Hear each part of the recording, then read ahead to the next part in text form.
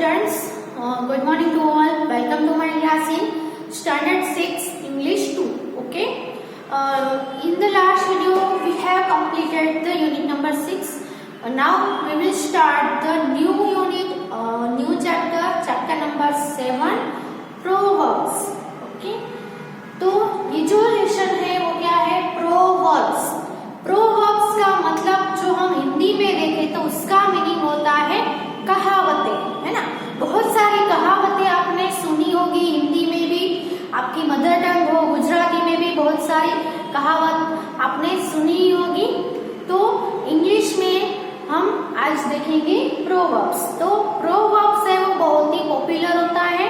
तो प्रोवर्ब्स है वो लैंग्वेज को और ज्यादा इफेक्टिव बनाने के लिए प्रोवर्ब्स यानी कहावतें का यूज होता है. ओके, तो प्रोवर्ब्स क्या है देखते हैं.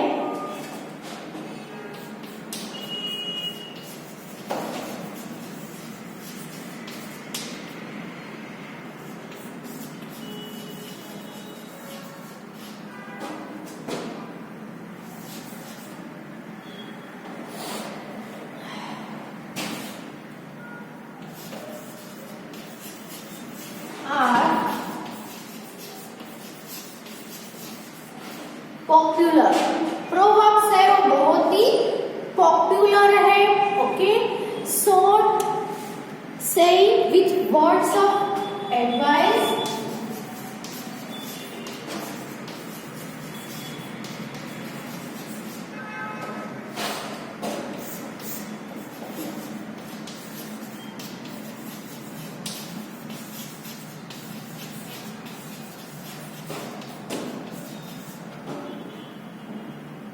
और वार्निंग.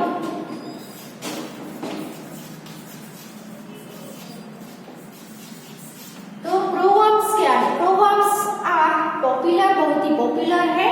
शॉर्ट सेइंग, शॉर्ट में हम जिसको कोई जो थीम है उसको शॉर्ट में किसी को समझाना है ना. शॉर्ट सेइंग है और विथ वर्ड्स ऑफ एडवाइस और वार्निंग. शॉर्ट सेइंग है और उसमें कैसे वर्ड्स होते हैं कहावतें में, तो कुछ कहावतें वो एडवाइस भी मिलती है और कुछ है वो वार्निंग के लिए भी यूज की जा सकती है. There right use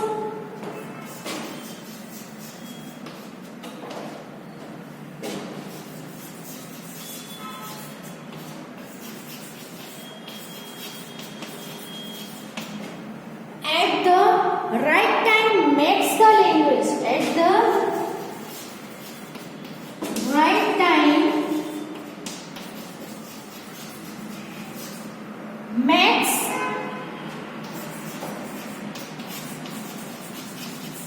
the language effective and lively.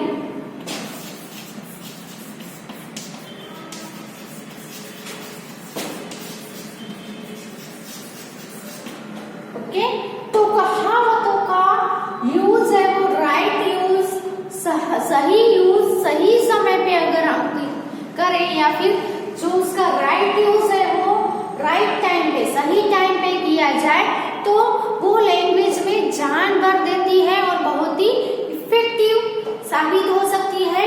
सो कहावतें आपने बहुत सारी सुनी होगी.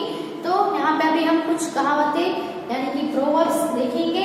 उससे पहले ये जो शॉर्ट में जो प्रोवर्ब्स की जो डेफिनेशन हम बोले वो आप यहाँ पे आप अपनी बुक में लिख लो. कहाँ पे यूज करनी है, क्यों यूज होती है, तो राइट यूज, राइट टाइम पे लैंग्वेज को क्या करने के लिए, इफेक्टिव एंड लाइवली, है ना. लैंग्वेज को इफेक्टिव करने के लिए हम प्रोवर्ब्स का यूज करते हैं. So write it in your notebook.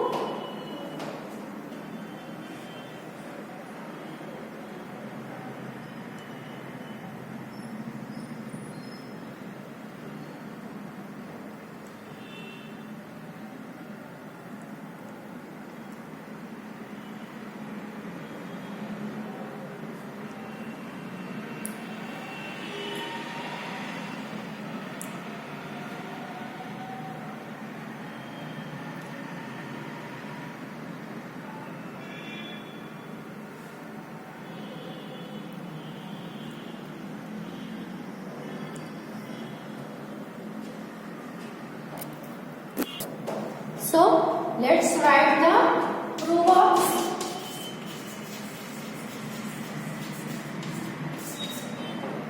तो इसमें पहली जो कहावत है, अ बेड वर्क में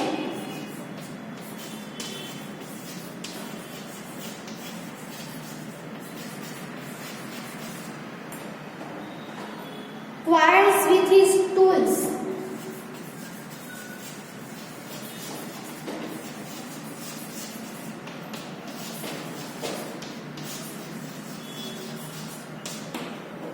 ओके, पहली कहावत है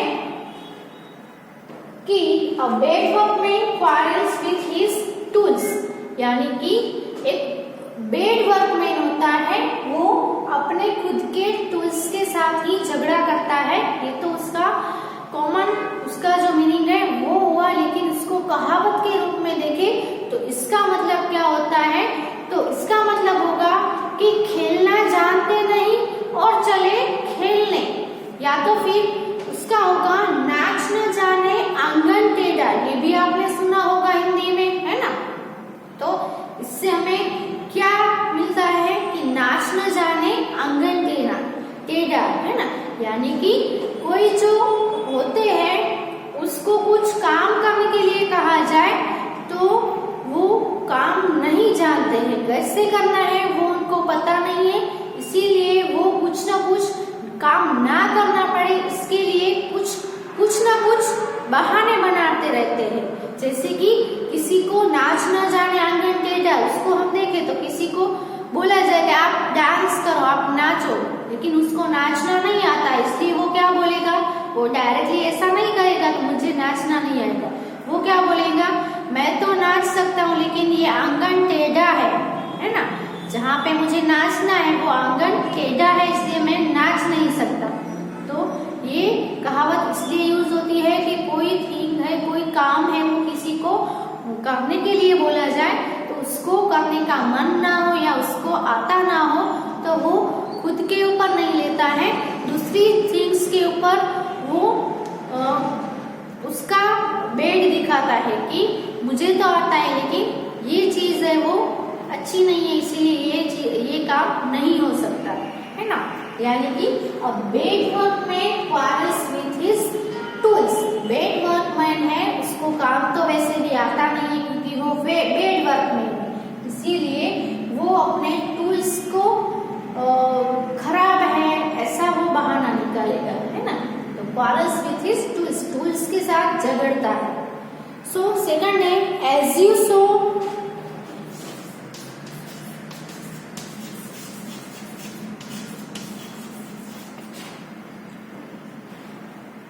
so you shall reap.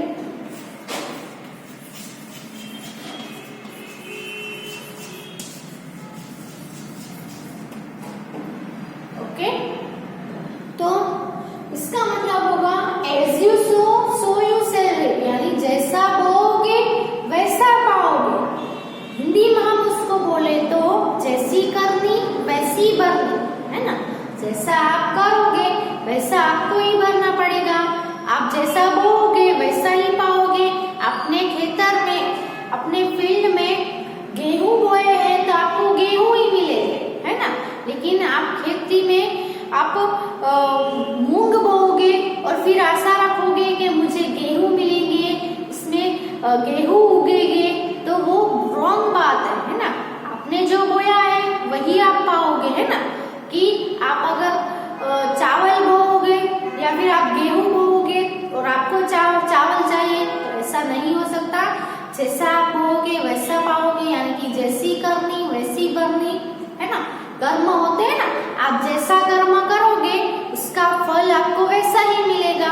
आप किसी के साथ बुरा करोगे तो गॉड है, भगवान ईश्वर ऊपर देख ही रहा है, आप किसी के साथ बुरा करोगे तो आपके साथ कभी ना कभी बुरा होगा ही, है ना? इसीलिए यहाँ पे अपने कर्म पे डिपेंड करता है कि हमें कैसा करना है, हमें दूसरों के साथ कैसा कर्म करना है, हमें कुछ गलत काम नहीं करना है। इसीलिए आप गलत करोगे तो आपको मिलेगा ही गलत, जैसा आप बोओगे वैसा आप पाओगे। ओके, इसलिए अच्छे कर्म करो और उसका फल भी अच्छा ही प्राप्त करो। ओके, कभी भी झूठ मत बोलो। आप किसी से झूठ बोलोगे तो वापस आपको झूठ ही मिलेगा। फिर आप ऐसी आशा नहीं, ऐसी एक्सपेक्टेशन नहीं रख सकते कि मैंने इसके साथ झूठ बोला है तो सभी लोग मेरे साथ झूठ क्यों बोल रहे हैं, उनको सब सच बोलना चाहिए मेरे साथ, है ना।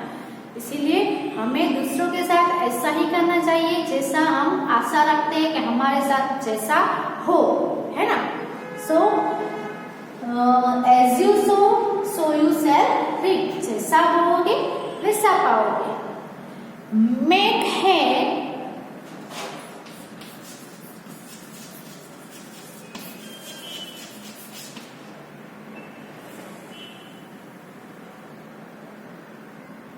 while the sun shines.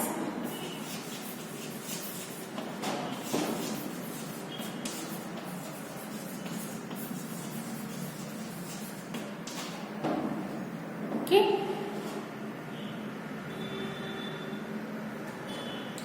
तो मेघ है while the sun shines, जब सूरज चमकता है तब हमें क्या करना चाहिए, तब घास तैयार होता है ना। जब सूरज चमकता है तब घास तैयार होता है। कोई भी जो घास होता है वो ग्रीन होता है, उसमें से हमें सूखा घास बनाना है तो सनशाइन होगा तभी वो सूखा, है ना। बारिश में थोड़ी ना जो घास है वो सूखा हो जाएगा, ग्रीन घास है वो नहीं होता है। तो जब सूरज चमकता है तब हमें घास तैयार कर लेना चाहिए, है ना। कि उसका हम दूसरा बोले तो बहती गंगा में हाथ धोने चाहिए, आपने सुना होगा कि तो जो टाइम पे जो मिले उसका हमें बहुत ही अच्छे से उसका उपयोग कर लेना चाहिए, यूज कर लेना चाहिए, है ना। सही समय पे सही काम हमें जो मिला है वो हमें पूरा कर लेना चाहिए। ओके, तो मेक है while the sun shine, जब सन चमक रहा हो तब घास तैयार होता है। तो जब कोई थिंग आपको मिल रही है तो उसका सदुपयोग करना सीखो, है ना। फिर वो हाथ से चली जाएगी तब आप कुछ नहीं कर पाओगे। इसीलिए जब जो चीज मिली है उसका यूज करना सीखो। फिर है गॉड हेल्प्स दोज, ये तो आपने सुनी होगी, बहुत ही पॉपुलर है। God helps those who helps themselves, है ना। who help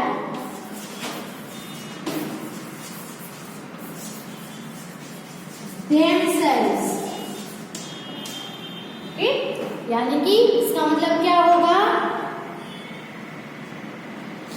भगवान उनकी सहायता करते हैं जो खुद की सहायता करते हैं, है ना। भगवान भी उनको साथ देते हैं जो खुद पे विश्वास रखते हो, खुद की सहायता करते हो, है ना। तो हमें अपने आप पे ट्रस्ट होना चाहिए। कोई काम आपको करना है तो उस खुद पर ट्रस्ट होना चाहिए कि नहीं ये काम मैं कर सकूंगा, है ना। तो फिर आप ऐसा मन में ठान लोगे कि नहीं ये तो मैं कर ही सकूंगा, अपने आप को खुद को आप हेल्प करो तो भगवान भी आपको साथ देंगे वो काम पूरा करने में, काम पार करने में, है ना।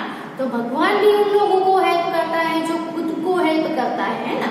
तो God helps those who help themselves, okay? Next है united we stand,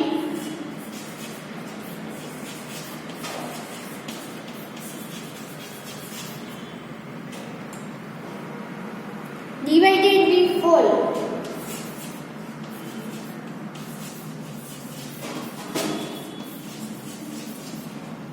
okay? United we stand, divided we fall, इसका मतलब क्या होगा कि एकता में शक्ति है ना। तो यूनाइटेड वी स्टैंड का मतलब क्या होगा कि हम एक साथ जब खड़े रहेंगे तो हम खड़े हो सकेंगे, लेकिन अगर हम यूनाइटेड है, हम एक साथ हैं तो हम खड़े रह सकते हैं। लेकिन डिवाइडेड वी फॉल, अगर हम डिवाइड हो जाएंगे, अलग हो जाएंगे तो हम गिर पड़ेंगे, है ना। यानी एकता में अटूट शक्ति होती है। आपने सिंपल एग्जाम्पल हम लेते हैं, चलो कि आप हर रोज आपकी मम्मी घर पे झाड़ू तो निकालती होगी घर में, है ना। तो आपने कभी झाड़ू को देखा है कि झाड़ू में बहुत सारे जो उसके अंदर जो लकड़ियां है एक साथ मिली होती है ना, उसको हम क्या बोलेंगे। तो अगर वो झाड़ू है उसके अंदर की जो एक एक लकड़ियां जो है छोटी छोटी, उसको हम अलग कर दें और एक लकड़ी लेकर हमें पूरा हाउस क्लीन करना है, तो क्या हम कर सकेंगे? नहीं कर सकेंगे, है ना। लेकिन उसको सभी को एक साथ जोड़ के हम हाउस क्लीन करेंगे तो फटाफट से हाउस क्लीन हो जाएगा, है ना। सो एकता रखनी चाहिए हमें, कभी भी एक दूसरे के साथ से डिवाइड नहीं होना है ना। आपके फ्रेंड्स के साथ, ब्रदर सिस्टर के साथ, फैमिली के साथ हमें एक साथ मिलकर रहना चाहिए। कभी भी अलग होके सभी अलग होके काम करेंगे तो कभी वो काम जल्दी से पूरा भी नहीं होगा और हम सबका काम है वो अधूरा ही रह जाएगा। आपने एक स्टोरी भी सुनी होगी लकड़ी वाली, है ना, कि एक लकड़ी एक शायद फार्मर था, फार्मर के 4 सन्स थे, है ना। तो उसको समझाने के लिए कि एकता में कितनी शक्ति है, तो उसने लकड़ी का एग्जाम्पल दिया था कि एक लकड़ी सभी को दी तो तोड़ने को, तो सभी ने एक एक लकड़ी है वो तोड़ दी, लेकिन 4 लकड़ी साथ में बोली, है ना, एक साथ यूनाइटेड जब उनको लकड़ी दी गई और फिर तोड़ने को बोला तो कोई भी उसको तोड़ नहीं पाया। इसका मतलब कि हम अकेले हो गए तो हमें कोई भी तोड़ सकता है, कोई भी हरा सकता है, लेकिन हम एक साथ मिलकर जरूर जीत पा सकेंगे, है ना। तो एकता में अटूट शक्ति होती है। ये कहावत, ये प्रोवर्ब्स ये हमें समझाना चाहते हैं कि united we stand, divided we fall. इसलिए हमें सभी के साथ एकता से चलना चाहिए और सभी को मिलकर काम करना चाहिए। Main proposes,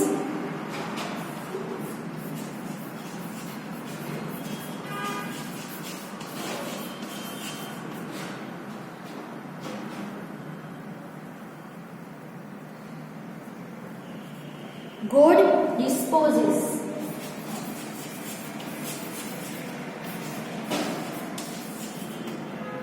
Okay, main proposes, God disposes। इसका मतलब कि भगवान की इच्छा के आगे, है ना, भगवान की इच्छा के आगे मनुष्य दुर्बल है ना। भगवान की जो इच्छा होती है वही होता है, इसके सामने मनुष्य भी कुछ नहीं कर सकता है। ओके, तो आप देखो कि रेन आ रही है तो क्या हम लोग रेन को स्टॉप कर सकेंगे? नहीं कर सकेंगे, क्योंकि वो तो नेचर थिंग है कि रेन है वो गिर सकता है, लेकिन मनुष्य है, हम लोग है, वो ऐसा नहीं कर सकते कि बारिश चालू है, रेन चालू है, उसको एक चुटकी बजाओ और फटाक से बंद हो जाए, नहीं कर सकते, क्योंकि वो गॉड की इच्छा है। तो गॉड की कोई भी इच्छा हो उसके सामने हम लोग यानी कि मनुष्य जाति है वो पूरी दुर्बल है, उसमें कुछ भी बल नहीं है, जो भगवान के आगे हम कुछ नहीं कर सकते हैं। सबसे महाबलवान, सबसे श्रेष्ठ कौन है? गॉड। इसलिए आप कोई भी काम करो तो गॉड को श्रद्धा रखो गॉड में, और गॉड को साथ में लेकर कोई भी काम करोगे तो अच्छे से काम होगा। ओके, क्योंकि गॉड की इच्छा के आगे मनुष्य दुर्बल है। फिर दूसरे लिखते हैं, पहले ये जो 6 प्रोवर्ब्स है वो आप अपनी बुक में लिख लो।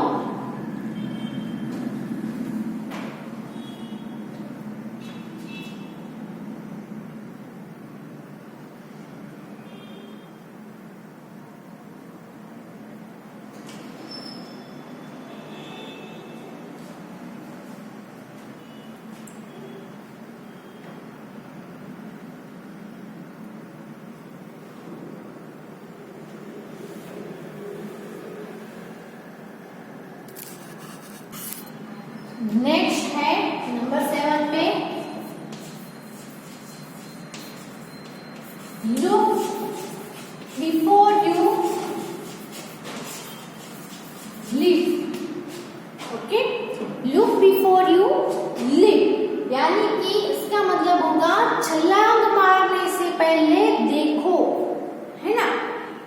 यानी कि कुछ भी बोलने से पहले आप एक बार सोचो फिर बोलो, है ना। ऐसे ही बोलना दो। आप कुछ काम कर रहे हो तो आपको फ्यूचर का देखकर कोई काम करना है, ऐसे ही आप नहीं कर देना है। यानी कि छलांग आप मार रहे हो तो आगे देखो, कहीं आगे खड्डा तो नहीं है क्या। आप छलांग मार रहे हो तो उसमें आगे जाकर उसमें गिर तो नहीं जाओगे। इसीलिए कुछ भी करने से पहले देखो, सोचो, फिर आप कोई डिसीजन लो, कोई निर्णय लो, है ना। So look before you leap. A drowning man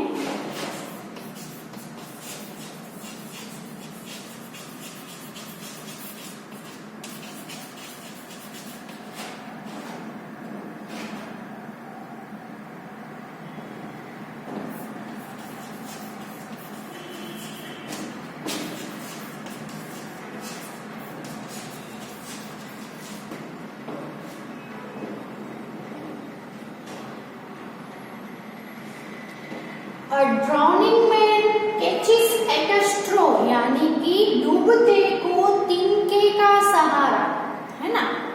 कोई भी पर्सन है वो डूब रहा है तो उसको तिनके का सहारा भी काम लग जाता है ना। डूबते को तिनके का सहारा, है ना। कोई भी महान, कोई भी वेल नोन पर्सन क्यों ना हो, लेकिन अगर उसके ऊपर भी कोई मुसीबत आती है, प्रॉब्लम आती है, तो वो उसको बाहर निकालने के लिए एक तिनका भी, यानी कि एक छोटी तिन भी उसको काम लग जाती है, डूबने से बचा लेती है ना। तो डूबते को एक तिनके का सहारा काफी होता है। ओके, फिर है रोम।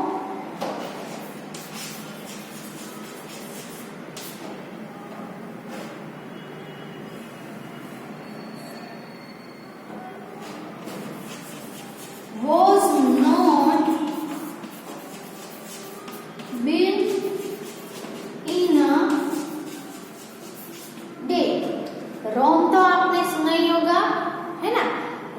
तो रोम जो है, रोम was not, रोम का जो नगर है वो was not built in a day, एक दिन में बिल्ड नहीं हुआ था, है ना।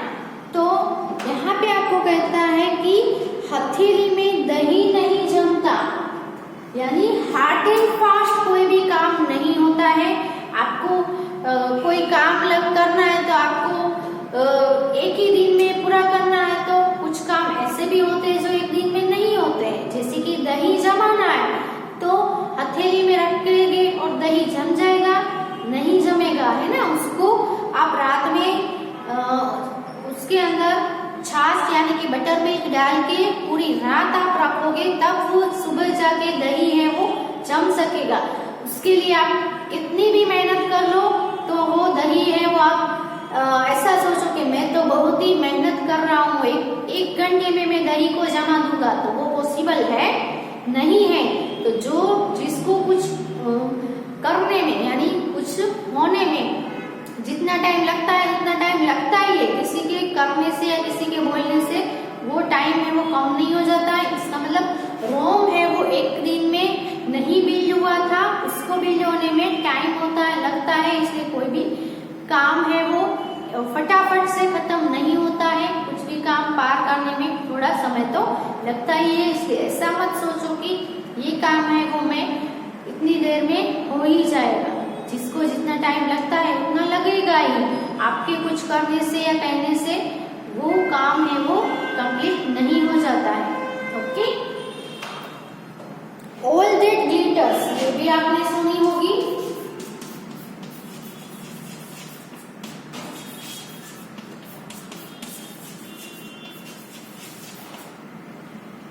All that glitters is not gold,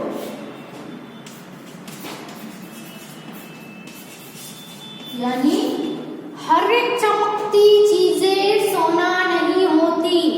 सोना जैसे चमकता है ना, लेकिन हर चमकने वाली चीज को हम सोना बोल सकते हैं? नहीं बोल सकते हैं। हम यहाँ पे खड़े हैं और दूर कोई चीज आपको चमकती हुई दिख रही है और आप भागोगे, नहीं ये चमक रही है, ये होगा, लेकिन आप जब पास जाओगे तब आपको पता चलेगा ये तो दूर से चमक रही थी, लेकिन पास आके देखा तो ये तो सोना नहीं है ना। तो ये तो दूसरी कोई चीज है। तो हर कोई चमकती चीज है उसको सोना नहीं मान लेना चाहिए, उसको जानना चाहिए, देखना चाहिए, फिर ही आपको डिसाइड करना है कि क्या वो सोना है कि नहीं है। ओके, तो सभी चमकता सोना नहीं है, सभी है वो सब चमकता सोना नहीं होता है ना। किसी के अंदर कुछ क्वालिटीज होती भी है, किसी के अंदर कुछ क्वालिटी नहीं होती है ना।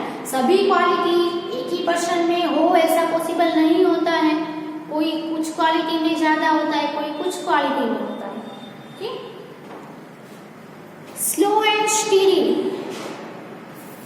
ये भी आगे सुना होगा। Slow and steady wins the match.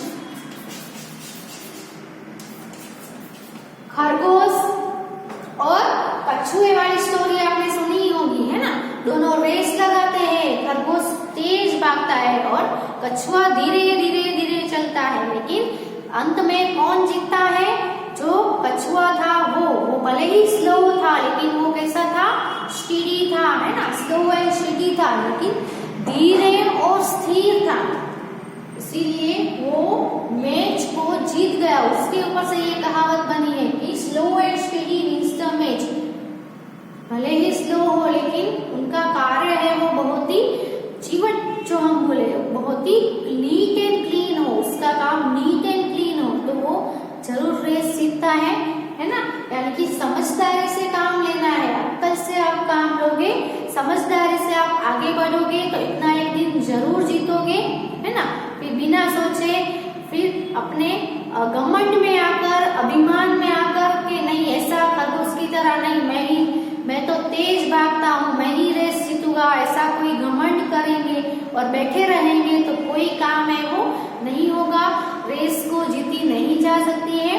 इसीलिए मन से मक्कम होना चाहिए और हार्ड वर्क करने से हम जरूर रेस जीतते हैं। Okay, well begin.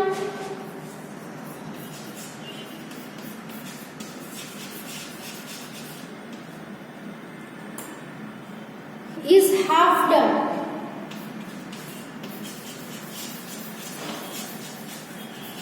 Okay? यानी कि अच्छी शुरुआत मतलब आधा काम पूरा। कोई काम है वो स्टार्ट करना है ना। तो आप अच्छे मन से, हार्ड वर्क से कोई काम की शुरुआत अच्छे से होगी तो समझ लेना कि आपका आधा काम है वो पूरा हो गया है। इसीलिए कोई भी कुछ भी स्टार्ट करो, कोई भी वर्क स्टार्ट करो, उसका जो स्टार्टिंग है, बिगन है, वो कैसी होनी चाहिए? शुरुआत है वो कैसी होनी चाहिए? वेल, यानी अच्छी शुरुआत होनी चाहिए। तो अच्छी शुरुआत मतलब हाफ वर्क डन, आधा काम पूरा, ऐसा समझ लेगा। ओके, तो इतने रिलेशन में जो आपको प्रोवर्ब्स लर्न करने थे, तो इतने प्रोवर्ब्स थे। ओके, आप अच्छे से लिख भी लेना और अच्छे से याद भी कर लेना। ओके, क्योंकि इससे रिलेटेड एक्सरसाइज है, मैं आपको कैसे भी करके पूछ सकती हूँ। सो आपको सभी कहावतें हैं वो बाय हार्ट कर लेनी है। ओके, और जो आपके जो टेस्ट पेपर है उसमें मैं इसकी एक्सरसाइज है वो जरूर क्वेश्चन एज अ क्वेश्चन मैं पूछूंगी। सो अच्छे से पूरी कहावत आपको याद होनी चाहिए। Okay, right it in your notebook and thank you.